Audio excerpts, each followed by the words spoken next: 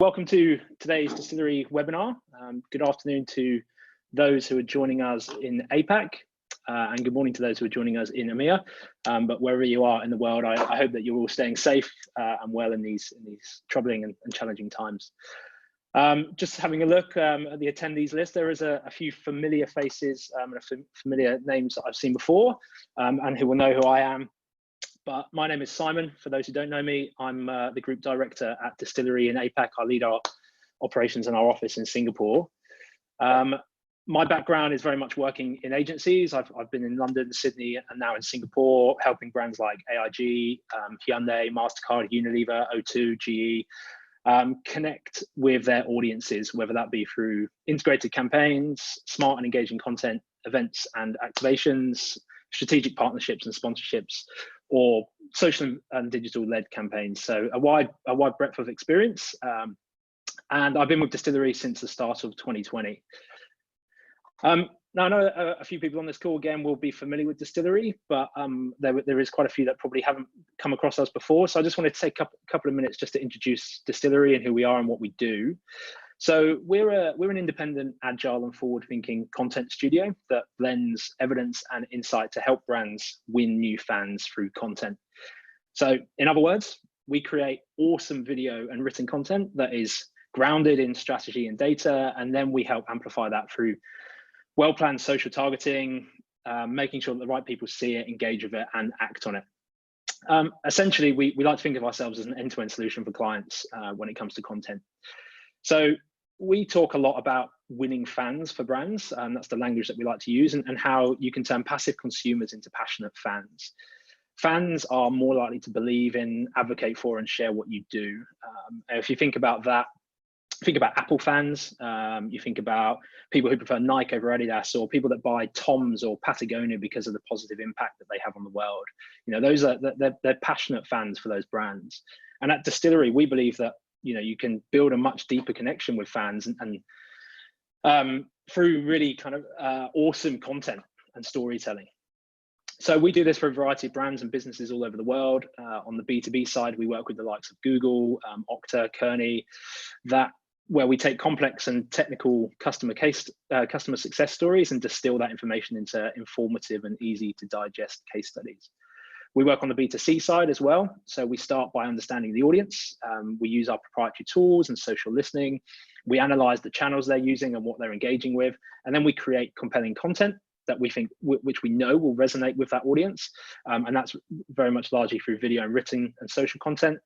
And then we help propagate that. And that's done by smart and data-driven social and digital amplification. And we always, pride ourselves on continue optimizing campaigns when they're live as well. So, and then the newer and most exciting part, in our toolkit at Distillery is something we've got called Foundry. So Foundry is a video personalization tool that renders videos and GIFs in almost real time at scale, which means brands can build a deeper connection and personal connection with their fans. So essentially what that means is we can take one piece of video content, we can overlay some personal data like a name, it's data that a brand will have, and we can produce 100,000 individual and personalized pieces of that one single piece of content in a matter of minutes.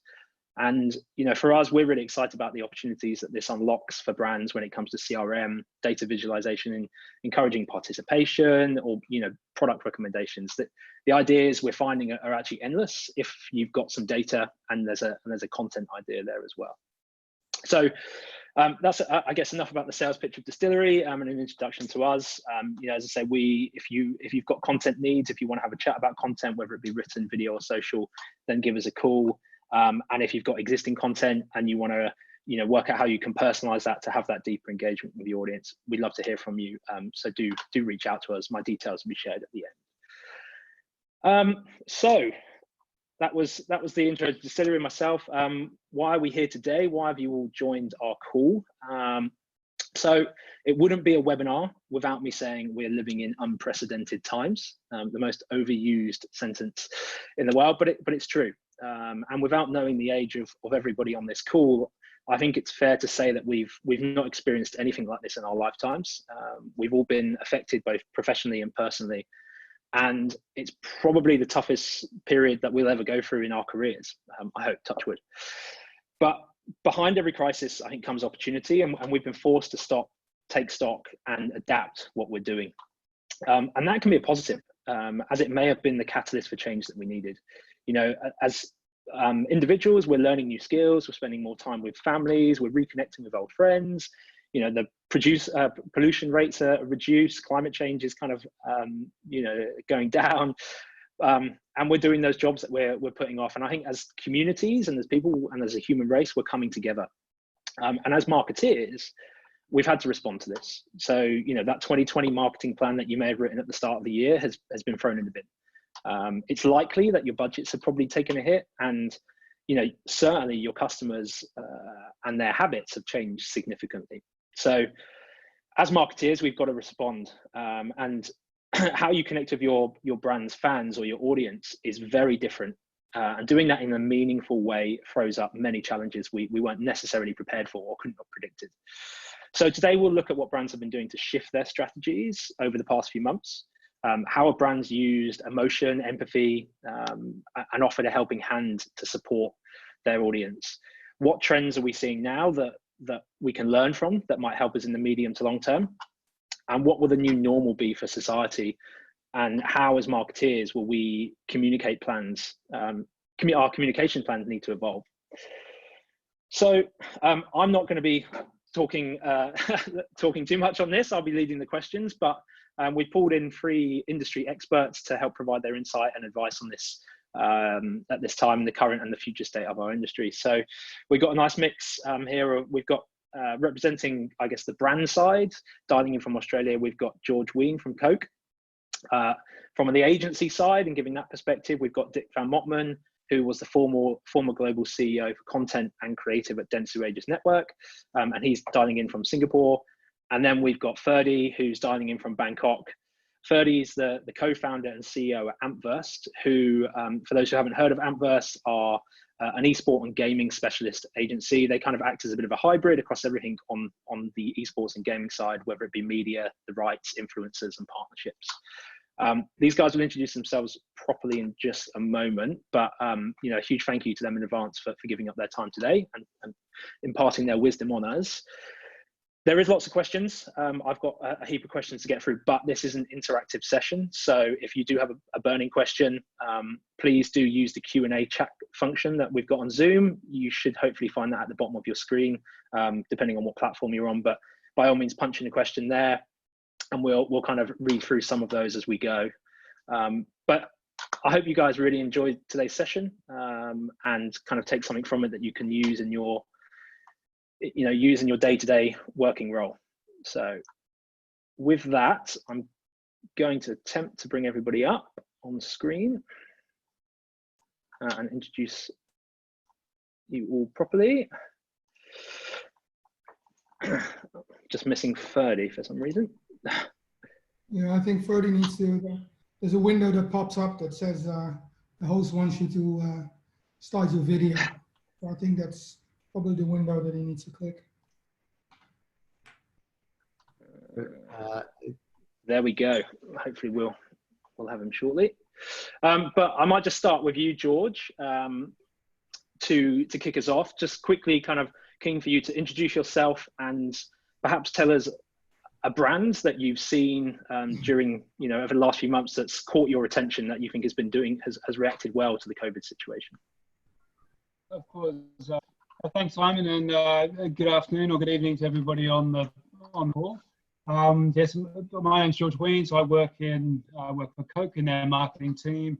Over the last 20 years or so, I've been working in various brand marketing jobs for food and beverages companies around Southeast Asia, Europe, and more recently in Australia. And I've worked on brands like the CocaCola brand, Schweppes, Digestives, McVitie's, Jaffa Cakes, Schweppes, Fanta Sprite, Powerade, and a bunch of different energy drink brands. So, not surprisingly, during the COVID crisis, my attention has been focused on what other consumer goods brands have been doing. And one thing that I haven't necessarily been impressed by is some brands which have suddenly transformed themselves miraculously into empathetic brands overnight and have promised me that they're here to help and are going to stand by me through thick and thin. But where I have been impressed is by the number of brands that have been able to stay true to what their brand purpose is, and pivot and develop creative in a very rapid period of time that really connect with the mindset the consumers have found themselves in. And that's my favorite brand campaign over the last month or so has been Budweiser's repurposing of their What's Up campaign. And maybe I'm showing my age here, but that was an iconic, memorable, bloody funny commercial that was released probably 15, 20 years ago. And the way that they quickly changed the voiceover to repurpose it for a public health message, hashtag together a difference, I thought was genius. And they did it in a way which elicited a really strong emotional response, made it memorable, and therefore was attention grabbing. Awesome. Yeah, I completely agree. I think it's a great example. Ferdie, same question to you. The little introduction and the brand that's caught your attention. Yeah, hi everybody. My name is Ferdie. I'm a little bit of a hybrid as well. I grew up in the States, but I've been working in Southeast Asia for a long time. My career is really based 20 years in advertising as well. I used to be the ex-CEO of Havas Media here in Thailand. I used to run Neo at Ogilvy in Singapore. So I've been in the industry for about 20 years. But in the meantime, I also built a gaming startup in 2010, which had about 5 million users and 1 million daily users. And I sold that over a couple of years. Always loved the gaming space. I always thought that, there was a real gap in the market for really good gaming companies in this region. So I built my own. After advertising, I worked at Twitch for 1.5 years or so, working on all the marketing initiatives for Twitch, and realized how big an opportunity there was again, and got the itch to do it again and build another startup, and here I am. So, as you said before, Amperse is a gaming company that encompasses everything from content all the way up to owning eSports teams. It's always been a dream of mine to own a sports team because I'm so passionate about sports, and being able to do that in the eSports and gaming field has been really fun. One of the brands that I love is Nike, because I'm a sports guy. And obviously what they've been doing is, giving sneakers away to the hospital staffs, etc. Anything that's in, another brand that's done really cool stuff is Undefeated. I like underground brands. They've also been giving out masks for everybody with the branding. Whoever buys it, they give 2 or 3 to hospitals or people who need it. So I quite like anything that gives back at this time, especially all the cool brands that I like, Cool, thank you. Well, we'll be diving into a little bit around the esports space shortly. Dick, last but no means least, over to you. Thank you, guys. And thanks, George, for taking my for the brand that I wanted to list, which is actually quite dear to my heart, given my DDB heritage. And I was actually a DDB when that campaign ran. So not that I had anything to do with it, but it was always great to show the work at that point of time. Simon, as you said, I've been the outgoing or your former CEO of Dance Regis Network for Global Creative and Content. I've been, in a way, fortunate enough to already decelerate since last fall. I'm still on my garden leave. Since last fall, and kind of naturally prepared myself for a different state of mind when COVID came around. I'm busy now with setting up some new ventures. I'm gonna work much more in the transformation space because when I looked back at especially the last 15 years, what I've done when I, working in China, joining Dentsu 7 years ago, first foreigner in Asia to lead Dentsu, I kind of discovered that transformation and not digital transformation. Because I think that's actually a cop-out. Transformation is something much more much more succinct and much more essential than just digital. So I'm going to focus on that, and in due time we'll be able to tell you more about it. But it will be very much in the investment and the advisory space. So so that's a bit about my background. And by the way, being in Asia for 25 years, I've seen my fair shares of crises. All the way from Korea, having lived in Korea, Indonesia, Hong Kong, China, SARS, financial crisis, etc. But of course, this is unprecedented. But I think it's also actually highlighting a lot of things that are essential. And we'll get back to that later on when I talk about an Economist article. The campaign that caught me was, of course, What's Up from Budweiser. But I think there's also been some interesting small stuff. There's a very nice restaurant here in Singapore called Nuri. It's a Michelin star restaurant. And they pivoted very early, and they started, at the onset, they started to go and bring the chef to your house. Then when they started to learn that the circuit breaker or the lockdown would be much more stringent, they pivoted to delivery and said, okay, we use these type of vendors for our vegetables, for our drinks, etc., etc. Now we make them available to you, which I thought was very beautiful, because it is something that they were pivoting from a form factor, which was a restaurant, to a value factor, which is enjoyment of food and gourmet. So that's, for me, is a small brand that I liked. And then I like on a big scale, I like what Edward Bell is doing at Cathay Pacific. Very interesting, small, good work, very topical. Simon, you talked about contextual. I think it's great, not pushing the airline necessarily, really, but staying true to the brand premise. They did that very well. Together with, they were the first airlines to say, we're going to renew your status in 2021. And that's okay, clear. Because I also think that one essential element is to take care of the customers you have. And we'll come back to that later. Cool. No, some good examples there. I think, Dick, I'll stick with you on that and around, the brands who stay true to their purpose or have slightly pivoted in what they're doing. We've seen a big trend in empathy and this helpful and supportive messaging and action as well. In terms of, those brands that have stood up and, joined the conversation and sometimes even led the conversation, what do you think the benefits are for those versus the brands that have perhaps gone quiet during this period and decided to pull marketing spend and not really say anything at all? Well, I think it's always difficult. It's very easy to have a judgment about things, correct? And so there are brands that have gone quiet for a good reason.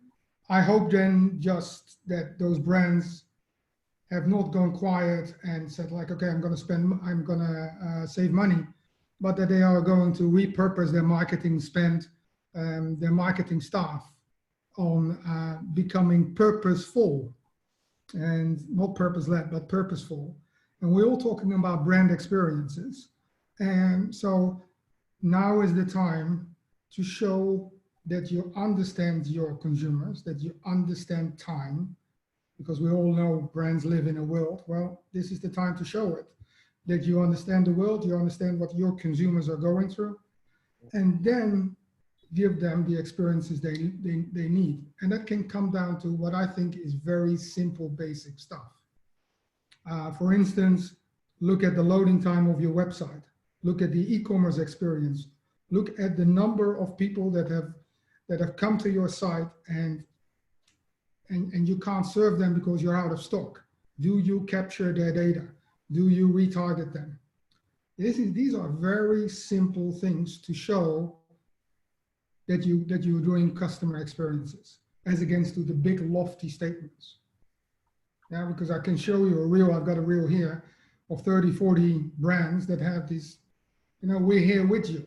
Well, these are the times to show me that you're with me. Yeah, and what, those brands that are playing in that space of being with you and being with us as you know, consumers, what do you think that long-term benefit is in playing in more of the brand space now, as opposed to, you know, pushing sales or sticking to their original strategies? Yeah, I think now's the time to hark back to that Economist article. For those who haven't read it, go online. I was not a big fan of the Economist in the last couple of years. I thought it was fading a little bit, but there's an article that basically the underlying premise is that what COVID shows is that the changes that are now happening are changes that were already in the making or should be accelerated. So in our industry is the interplay between data, creativity, the ability to serve up contextual, I think contextual is enormously important, contextual messages at scale and speed.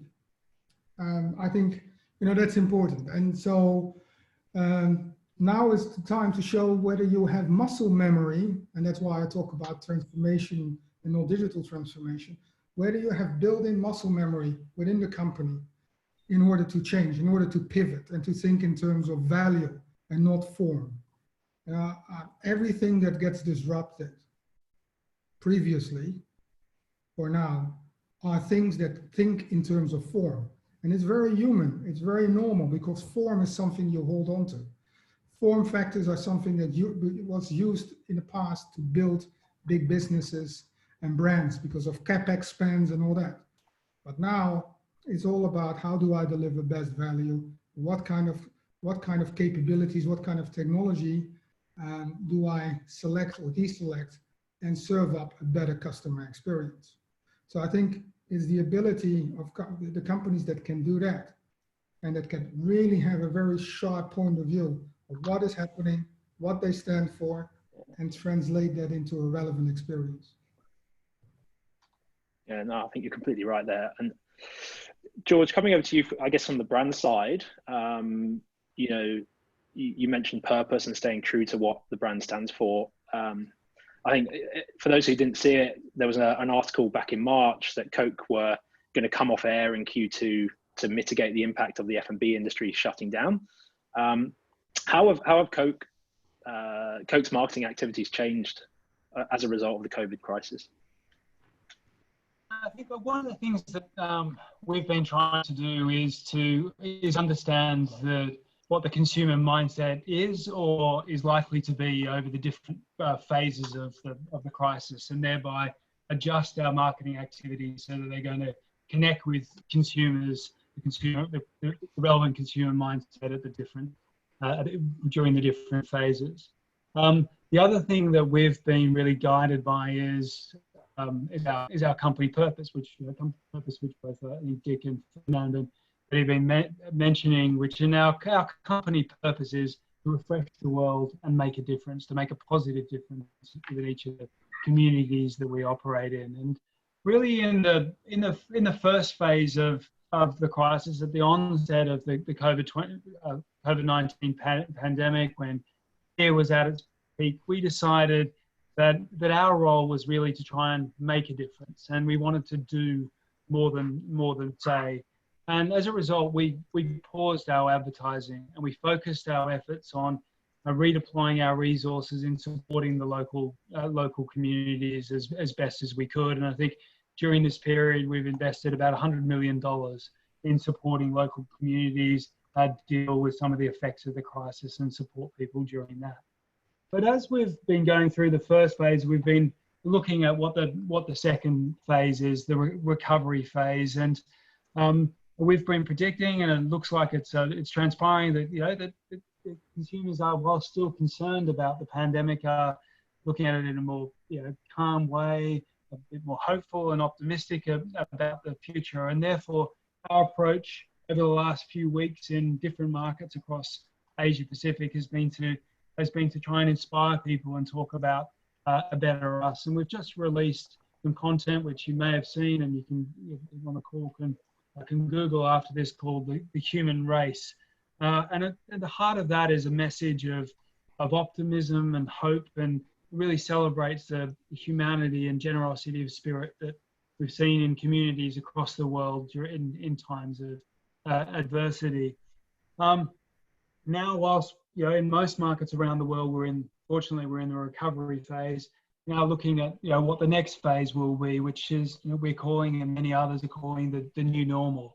And, you know, developing our marketing activities to reflect, you know, what are new possibilities that the crisis, coming out of the crisis, will present everybody, and how can we look at this with a, you know, the sort of trademark Coke glass half full approach. So really what we've been doing is trying to adjust our marketing activities to what we think that the consumer mindset is likely to be as the crisis runs its course. Yeah, and I think Coke have always put human emotion and that connection at the heart of their advertising. You know, the sharing and happiness. I guess the glass half full, as you said, are the words that spring to mind. Why Coke have been doing this for a long time. Obviously now a lot more brands, I guess, are adapting to bring in that emotive level. Why has it always worked for Coke? Why have you always played in that emotional connection space? Well, I mean, I think the Coke product has always been an uplifting and refreshing. Over the, you know, what it is, 138 years of marketing activity that's gone behind the brand. The brand has become embedded with really rich emotions like positivity, happiness, optimism, and also togetherness and inclusivity. And one of the things that I think, you know, the Coke company has learned over decades of developing a highly emotional advertising, running them in many markets in the world, evaluating them, tracking them, is that that emotional advertising is, you know, is remembered much more effectively, and therefore is far more effective at changing purchase intent positive amongst consumers. I think there have been a number of studies which have come out over the last 4 or 5 years which have shown this, that, you know, have empirically proved that the highly emotive advertising, whether it, you know, evokes happiness, you know, hilarity, pride, nostalgia, inspiration, is 3 times more likely to be remembered than advertising which has low emotional appeal. So, you know, emotional advertising is proven to be effective. And what I like to think about it is, people may not remember what you say, but they will remember how you make them feel. So again, taking it into a consumer goods perspective, if a consumer is standing in front of a supermarket fixture looking at an array of different competitor brands, and one of them, say Coke brand, has made them feel positive or good, far more likely to, you know, that emotion is likely to nudge them in the direction of choosing, choosing that product. So I think, you know, in terms of, you know, what can other brands learn about, you know, the way that Coke has gone about it, I think I'd really encourage people to understand what the emotional benefit of your brand is, or what it can be, and then constantly, in all touch points of your marketing programs, try and evoke that emotions amongst consumers. Oh, great, really good answers. Ferdie, I'm going to come to you now and just dive into a little bit of eSports. You know, COVID has certainly put most sports on the back burner. Most sports have been postponed. You know, the Bundesliga made a return on the weekend, but otherwise the traditional sports have been pretty quiet, which has meant that it's cleared a bit of a pathway for esports and gaming. Keen to understand from you, you know, what's happening in the esports industry. Has there been a big influx of brands wanting to play in this space during COVID? And is there, you know, are you seeing a lot more traction with brands here? Yeah, I mean, I think that with traditional sports being on hiatus, there is a nice window for us in esports. You know, I think there's esports and there's gaming. You know, and gaming in general there's a big uplift anyway.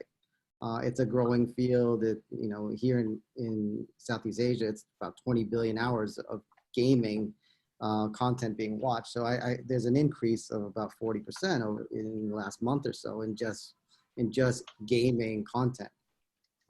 From that perspective, I mean, if you look at the way traditional sports and esports are set up, a lot of traditional sports, again, have specific dates in which, you know, in which events are played, right? There's games at a certain time. the things that's happening in esports is the offline events are being canceled just like traditional sports. And now a lot of the events are being pushed online. And as a result, a lot of the events that we do is all online based. And a lot of the online based tournaments that we do makes it easier for us to be able to execute while still during these challenging times, right? And a lot of the companies are getting involved is seeing that, one, COVID's really forced people to be more digital anyway, right? Because there's nothing else to do. You can't actually physically even play sports if you'd like to, and then any other passion that you have. So being online is basically giving us a boost. And what I like to see is a lot of the endemic brands, like let's say the EAs or the you know, Activisions, etc., Riot, they're all increasing their spends, and they're all, because of, you know, they're taking advantage of all the players playing more and consuming more content. The non-endemic brands are still slowly starting to get into the space. And the interesting thing is, in general, what gamers or the gaming audience is Gen Z, right? These guys are the least on TV and they're least on traditional media. So this focus on digital media has really given us a boost as well. So what's happening is, you know, brands that you traditionally don't do anything in gaming and esports are coming in. I'll give you an example. Louis Vuitton is doing stuff with gaming, right? You think, well, what is a Louis Vuitton doing in gaming, especially sponsoring League of Legends, right? The thing that they're saying is, look, my brand is starting to lose relevance with Gen Z audiences. And what they're trying to say is, I need to reconnect. And this whole audience doesn't connect on TV. So having them connect via gaming is one way for them to get younger and be more relevant again, because they're thinking, I got to protect my customers of the future. And if they don't care about me, and Supreme and other underground brands are coming up there and saying, look, I'm also getting, you know, a share of my wallet. How do I stay relevant? So that's a big deal, right? You see those guys. BMW just sponsored a bunch of esports teams. And it's the same thing. It's like, you think gamers don't have this kind of money. Actually, gamers are like the new rock stars out there. Gamers are, you know, if you look at games, teams like FaZe Clan, for example, they're not just playing games, they're cultural icons now. You're talking about people with billions of views on Facebook or on YouTube, etc. And they have real influence, because one thing that the gamers have is they have a strong sense of community, unlike any other community I've ever seen. And I've been in advertising a long time. And these guys really kind of cling on to the messages, and they're more about people. And if you can use gamers and the influencers that we have, or the esports teams that we have effectively, brands can make a lot of differences in changing the mindsets of future consumers. So I think you know, my experience with esports is they are an audience that do love what they do, and they don't trust brands who are just trying to jump on the bandwagon. You know, they want the endemics obviously play a natural role, but for a brand like Louis Vuitton coming into the, you know, the esports space, trying to, you know, earn the attention in the right way, how are they doing that? Are they using content? How are they adding authenticity? How are they adding value? Well, they're in the game, actually. You can see the trophy, and the trophy is designed by Louis Vuitton, right? You can, Louis Vuitton actually did a line of apparel that's just for gamers or gaming oriented. There's also a lot of other luxury brands jumping into it as well, not just Louis Vuitton. So they're trying to, you know, I think the whole thing about the gaming community, they thrive on authenticity. It's got to be real, like you said. If it's not real, this group is so allergic to anything fake, they'll just turn off right away. That's why they look at brands that say, hey, for example, anything you do with advertising, I like it when a brand says, especially things like on Facebook, for example, if you watch a video and afterwards it says, hey, this brand's really supporting me as a creator, go ahead and watch this so that you can support me. And anything like you've seen on Twitch where they're supporting the community, that's the way gamers, that's the way the community works. They're here to help each other. And I think when you look at gaming as a community, it is highlighting the humanity of what the world's going through, to be honest with you. They're a microcosm because they're using digital tools to help each other. So I think, you know, authenticity is basically the best way to get to this group. And guys like Louis Vuitton do it well. Yeah, cool. Dick, I'm just going to come back to you on you know, Ferdie mentioned content and using content there, and we've seen, you know, with everybody being stuck at home, there's been a huge increase in demand for content. Everybody's craving something to watch and engage with. You know, I think I saw a Google report that trends for YouTube consumption of workout videos were up 500% than pre-COVID, and people are watching how-to videos, whether it's cooking or baking sourdough or whatever it is. You know, we're conscious about mental well-being as well. TikTok, YouTube, all rising. Millennials are even coming back to Facebook. What do you think the kind of trends are around brands getting into this space in content if they haven't done before? How are you kind of seeing brands play in this space to feed that craving that we've got at the moment and do that authentically? I think the one thing that you now clearly can see is what our consumers' passion points, right? Is with that content, all those things that you just mentioned, you know, the videos that they're watching, the celebrities or new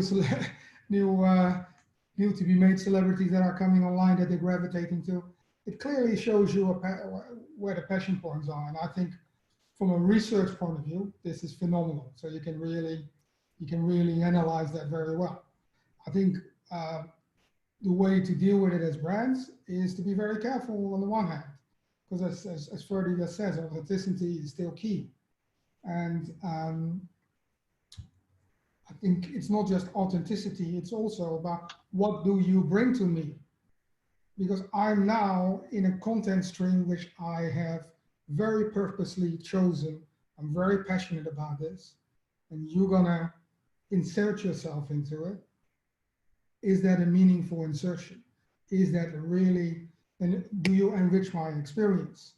And you know, I've been toying around with the notion of conscious consumerism. I think one of the things that will come out of COVID is much more conscious consumerism. I call it consumism, but that doesn't really yet stick. So any suggestions are welcome. But I really think that consumers are will be much more considerate, much more purposeful when they choose their brands going forward. And I do think unconsciously they have a blacklist in their mind building as well. It's like, well, what are you doing for me? Where are you? And so I think, you know, that's one part. And the other part as a brand is to therefore become a channel or a carrier for some of these trends. And so like, you know, have you seen this? If you know your audiences, you know how to connect your consumers and various passion points. And so rather than obviously being very front and center sales, but being a connector, I think is a really interesting opportunity at this moment when there's so much content being watched and so much content being produced. Okay. I think you touched there on you know, the role of talent and influencers and people that are, I guess, are passionate about somebody that they follow or they like. And Ferdie, you talked about it as well around that authenticity coming from, you know, the gamers and the eSports, and it's, you know, hey, these guys back me, watch this piece of content, and that adds authenticity. I guess the virus has been an unbelievable leveler in terms of how we view celebrities. You know, normally on this pedestal, but now they're all stuck at home. They're all looking for things to do. Musicians are playing music in their living rooms. Celebs are, you know, chatting to fans on Zoom. So we're connecting with them on a much lower level and seeing the kind of realism of the celebrities. You know, some brands are doing are kind of capitalizing this. You know, there's the Adidas home team campaign. You know, in Australia, I think Optus have been running a great campaign around Good Day a Day to encourage people to talk using celebrities, having Zoom calls. Keen to just get your opinion, you know, as somebody that uses influencers a lot and recommends that for brands. What are the role of celebs and influencers in marketing campaigns at the moment? Well, I think in general, there's a difference between celebrities and influencers. I think celebrities are now, the people who have a lot of following, they tend to be more of a brand building type of person. You know, a person like Taylor Swift who has millions of followers, you know, they don't necessarily, you know, people, they have such a broad audience that it's very difficult for them to be a real like influencer. What we see in the gaming space or what we see in the influencer space, the smaller influencers have a much more deep connection to their community. And this is about community, right? The bigger your community is, the more it's just about mass messages. The smaller your community is, the more influence you have. And that's why I think there's a big difference between a celebrity and an influencer. Celebrity may not be the best for a brand unless they're trying to build awareness, for example. An influencer is great if they want pockets of people to start doing things, in my opinion. If you say, if I have a great influencer in terms of gaming and they use a certain, you know, mouse, right, that's really, really effective for them. You know, since they only have, let's say, 5,000 users, there's always that two-way communication. They can still really communicate almost on a one-to-one basis with these people, right? People with 1 million, 2 million, 3 million followers, it's very difficult to have that same relationship with their community. So I think that from that perspective, I think that's the way you have to look at it. The bigger or the wider the celebrity is, it's more about brand building. It's more about building equity around the brand. While if you want to drive more action-based things, download this, buy that, you know, it's great to have these pockets and communities behind you. And you got to get the right ones, right? You got to get the ones who are influencing others to do stuff too. So there's a spider web effect to that. Can I build upon that? Because it's like, you know, George earlier also brought up something about when CocaCola went off air and they actually refocused on the communities, and Ferdie's point about influencers and celebrities. I think there's another concept emerging, which is proximity. You know, we're all now much more, we're brought back to where we live. We're brought back to where we work. We're being brought back to our country. Now, some of that you can translate into nationalism. I think a much more positive way of looking at it is actually proximity. You know, where you live, where you work, the engagement within that circle is suddenly strengthened much more. And if you widen that further, and you see, for instance, the rise of 3D printing, and now there's a lot of rise in that, I think you will probably see a reconfiguration of community, what communities constitute of, and how you interact with those communities. And that's I think a very exciting point for brands and marketeers to look into. You know, how do you take care of that? Defining, recognizing those communities, connecting those communities, and playing a role in that. Completely. I think community is so important at the moment, and how you play that role is spot on. Very conscious of time. We've only got probably about 10 or so minutes left. I'm just going to move the conversation on, I guess, before we think about the future. Just wanted to check in on ROI and how brands are likely to measure success at the moment. George, from a brand perspective, you know, with lots of brands, you know, talking about empathy and being helpful and supportive and lending a helping hand. I think you mentioned that Coca put 100 mil plus a load of other resource into helping communities. How are you measuring success of that? You know, what in 6 months' time, what does the ROI look like? I think the pledges that we've made to local communities, that's a commitment that we do as part of our communities. We're not looking at an ROI on that. But in terms of, I guess, of our ongoing marketing activities, measuring ROI is really difficult. Particularly, say, and again, I'm looking at this from a consumer goods perspective.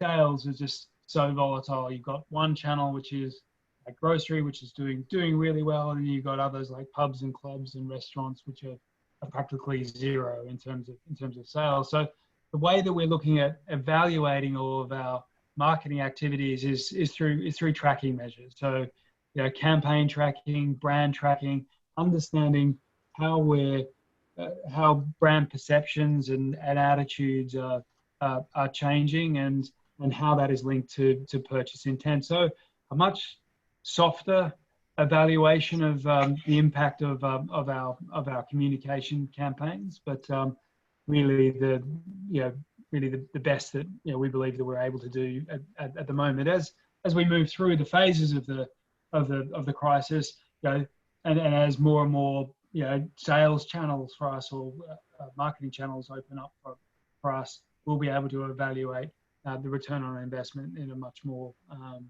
normalized way. Yeah.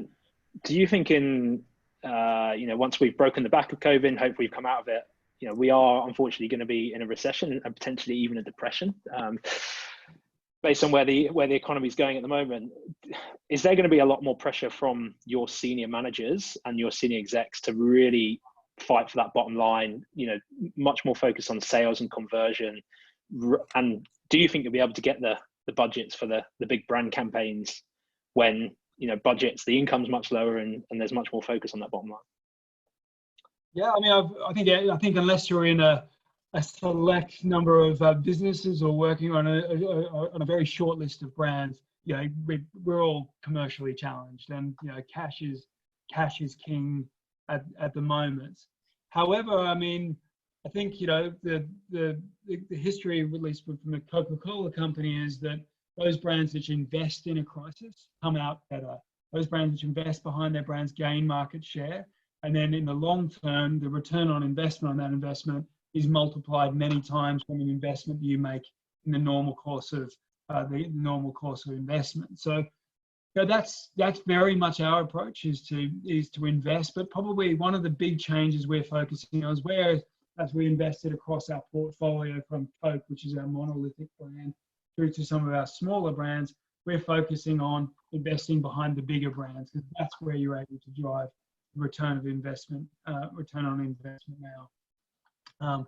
So again, to try and directly answer your question, I think there is a strong case that marketing managers, brand managers can make for investment, but the case has to be a lot tighter and stronger than it perhaps was 6 months ago. Yeah, and if we look ahead 6 months, 12 months, 18 months, when hopefully we're back to normal, or whatever the new normal is.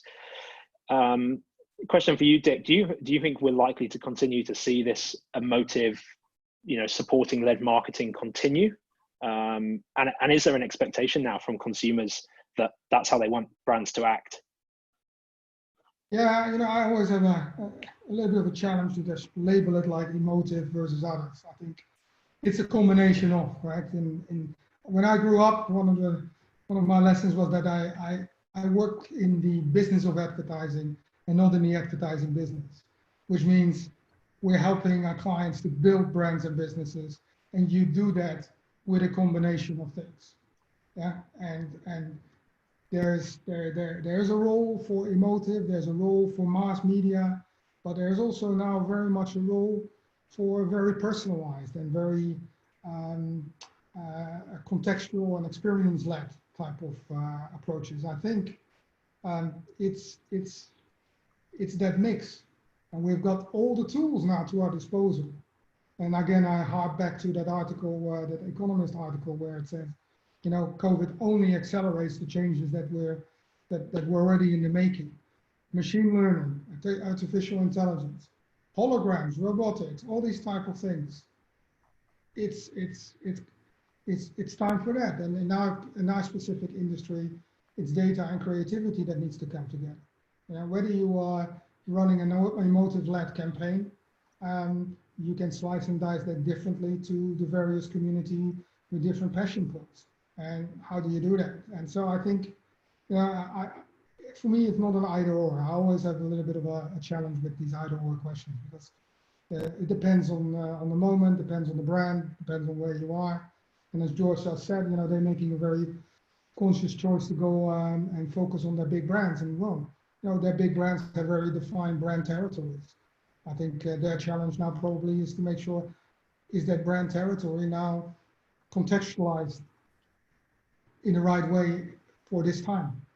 And that will the answer to that will not just be emotive land. And just building on that, I mean, I think there's a real danger as well for the brands, to not be true to what their tone of voice. I think brands need to be true to what their tone of voice. If you're not a overly empathetic brand, then don't start being empathetic. You might have seen the same reel as I have about all the different brands that have been reeling out, particularly in the US, of these empathetic messages. Nissan, Uber, here to help. We're in this together, and they're not brands which are about togetherness or empathy. So I think one of the big things that we need to be clear of is if you're an empathetic brand like a healthcare brand, a product or a healthcare brand or a life insurance, be empathetic. But if not, then stick to the knitting. Be true to your brand purpose and be true to your brand voice. Yeah, no, I think that's completely fair. Cool. We're kind of running out of time. Conscious that everybody's probably got to get on. I think, George, I was going to ask everybody, I guess, their one tip that they could pass on to, we've got a range of agencies and brand people, media, publishers, etc. on the call. What would be your one piece of advice that they can take into their role and what they can think about moving forward as we continue to build marketing plans? What would you recommend doing? George, you're going to stick with what you just said, or? Yeah, I mean, I think so. I mean, I think, what I've already said before about is, being really clear on what the emotional benefit of your brand is, and really lean into that and maximize, that within all of your communication. That's one tip. And I think the other tip, I think has already been referred to by the other panelists, is learn from some of the changes some of the effective changes in how you work, not necessarily what you do, but how you work. I think for brand managers and marketeers, there's been a radical change in the way that we're quickly making decisions, getting content out. And I think we can streamline the way we do things, even in a pretty large organization like Coke. We can really simplify the way that we work to get better work out the door quicker. Dick, same question. What would be your one piece of advice? When I worked in China, I had this huge poster of Deng Xiaoping in my office or in the hallway, and it said, "Black cat, white cat, I don't care which color the cat is as long as it catches mice." I had that next to a poster of Bill Bernbach, who said creativity is the best, is the best tool a business can employ. And I think, building up on what George just said, is that define yourself by value and not by form, what I referred earlier, and embrace change. If there's one thing, the half full part of COVID, and I know it's difficult to hear for some people, we all get affected by it in some shape or form. But the good thing about COVID, it just forces you to reevaluate and embrace it, because if you don't embrace it, this is a wave you can't resist, you can't hold it. So let that sink into you, embrace it, and let it filter into your muscle memory, and continue having that mindset going forward, even after COVID, because there will be a time when we've conquered this, and there will be a vaccine and all that type of stuff. So what, are we going to slide back? So I always, kind of like ironically said, is like, I hope COVID lasts long enough for change to really occur, because we're all creatures of habit, and we like to go back to what we know. So, in order for habits to change, you need to practice them for quite a while. So, yeah, no, I think that's great advice. I think that's spot on. Certainly, we'd love to be doing this panel session in person, but obviously we've had to adapt and evolve, and I'm sure there'll be a lot more webinars and things like that in the future. Finally, Ferdie, any one piece of advice from yourself? I always felt like this time is a big reboot, as Dick was alluding to. I think that if I was a brand, back to being a brand, I still feel like there's a humanity that we still can focus in on at this time. There's people going through some really bad times, and I think that we have to just be conscious and be very sensitive to their plight, And if I was a brand, I'd be doing everything I can to be sensitive and help as much as we can, inform as much as we can, be as real as much as we can, so that it's not about selling at this point, in my opinion. I mean, maybe I'm wrong. It's not about selling. It's about being there for everybody. It's about helping each other. And it's kind of like a, you know, for me, it goes back to my own philosophy, and I'm a very simple guy. It's about kindness at this point. Kindness is what's going to change this world. And I think that, going back to what Dick is saying, you know, if a brand practices that empathy and that kindness, you'll come out better in the end, because people remember that. People remember what their heart says. Now, you know, and at the end, that's what's going to build brands during this time. So I think it's important to be authentic and to be kind. I think that's I think we all share that sentiment, and I think both personally and professionally. So it's a very nice way to end, and a nice kind of sentiment that we can all take into our you know, the rest of our days, and you know, as we battle through what's going on. So it is bang on 3 o'clock here in Singapore.